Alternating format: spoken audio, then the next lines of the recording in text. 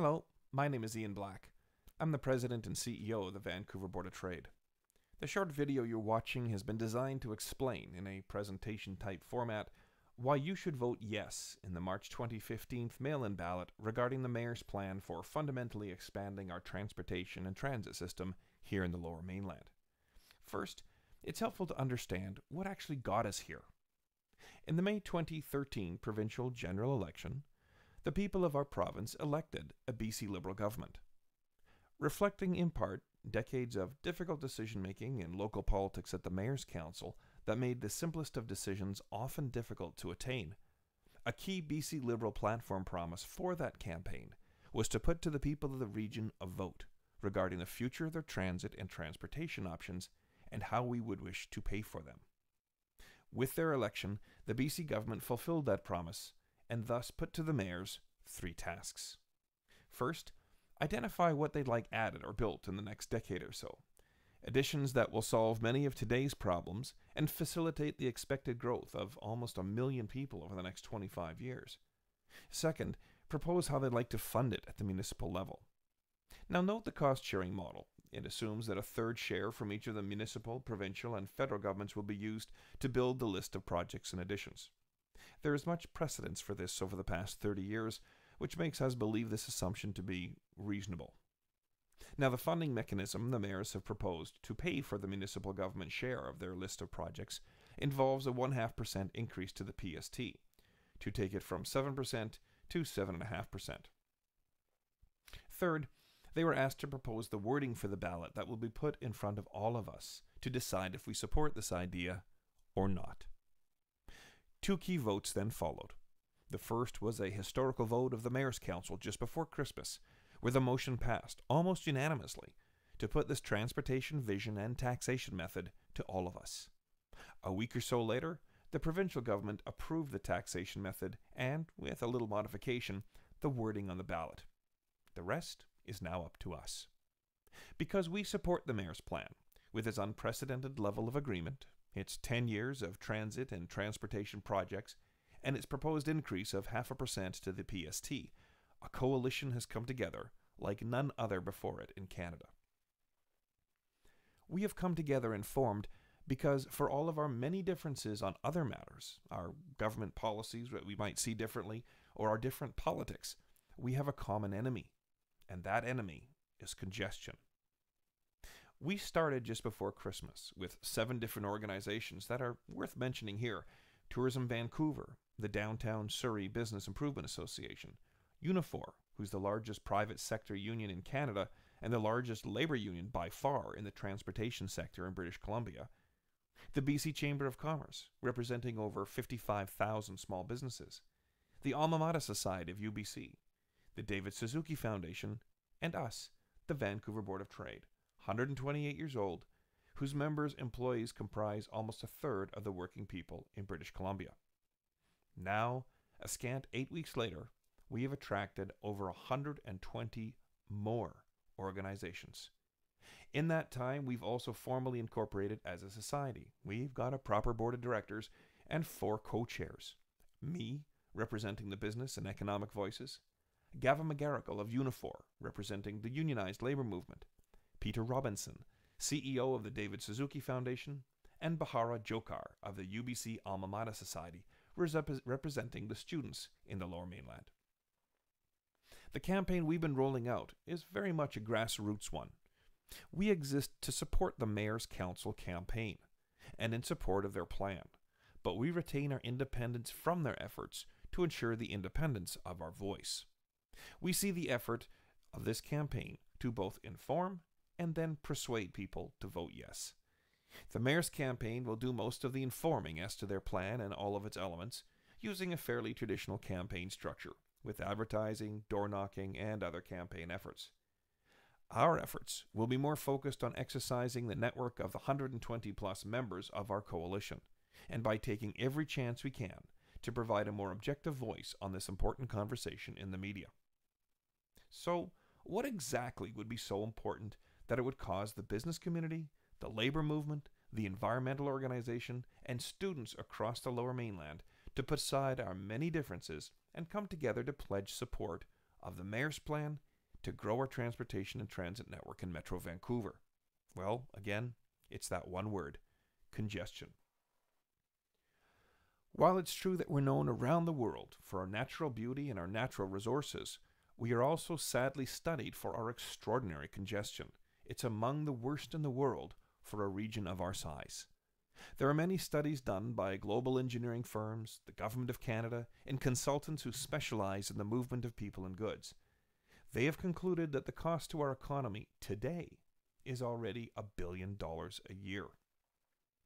And it's on track to rise to $2.8 billion if we don't make some substantial changes and additions to what we've got by way of transit and transportation options. Simply put, we are gridlocked, which means we're not as productive as we need to be in order to protect our jobs and our export capacity. And it means we have trouble attracting and retaining the people we need to run our economy at every level of an organization. And this impact is not just limited to one sector or to one size of company. We live in a province where 6 out of 10 jobs come from the small business community, the most of any province in Canada, and where a third of our economy and its performance, that is our GDP, also is derived from the small business community, and this is also the highest in Canada. So the inability to move goods or maximize the number of trips or deliveries a small business can make in a day is a very real concern today, never mind over the next 30 years. And because the Pacific Gateway, that is BC's ports, railheads, and our magnificent airport, is appropriately referred to as the St. Lawrence Seaway of the 21st century, this impacts not just the Greater Vancouver's economy, but the provincial and national economy as well. In addition, vehicles are clearly the number one source of pollution and greenhouse gas emissions. Tourism, a very key part of our economy, also suffers from congestion by giving a clear bad impression of our region and making it difficult for visitors to get around or through Greater Vancouver. Simply, we don't have enough transit today, never mind when the 1 million people worth their 600,000 cars arrive over the next 25 years.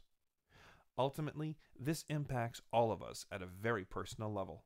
From the simple reality that we're spending too much time in our cars versus in our community. And, if you're like me, a driver who fills his tank at least once a week all year long, it's not hard to see how the research predictions are likely true.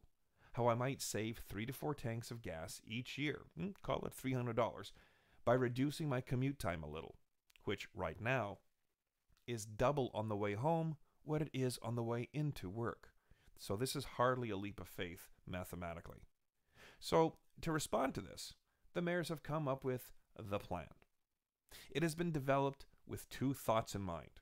First, to provide improvements for all travel modes, whether that's train or bus or bicycle or automobile or C-bus, you name it. And second, to provide benefits that are region-wide. In this case, to provide transit within walking distance for 70% of the region's citizens. Now, this plan has many elements to it, lots of numbers representing lots of additions. But it's more than just statistics. Bringing the plan elements to life will truly transform our region and take us one step closer to being the world-class international city that we all envision it to be. Consider a few of these additions. 400 new buses. Well, we've already got 1,800 buses, so this is a meaningful increase that'll take us up to over 2,200.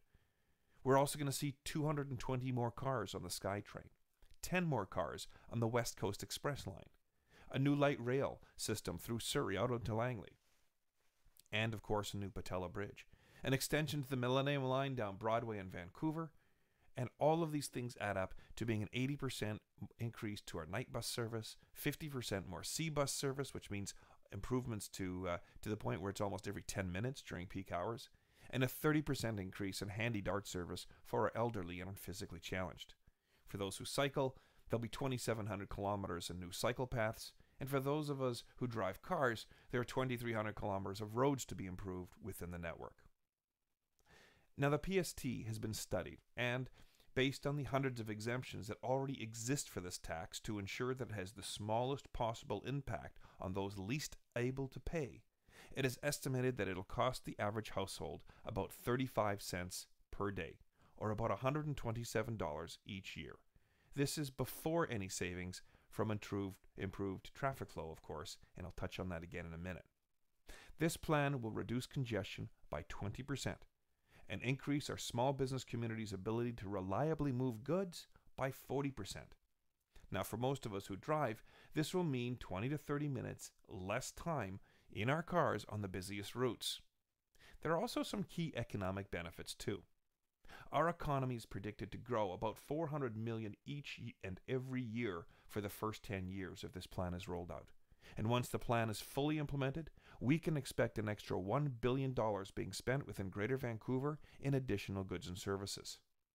And just from the increases in our ability to have goods and people moving more freely, we can anticipate an additional 4,500 jobs being created. This vote we are taking is very unique. So too are some of the conditions that go with it.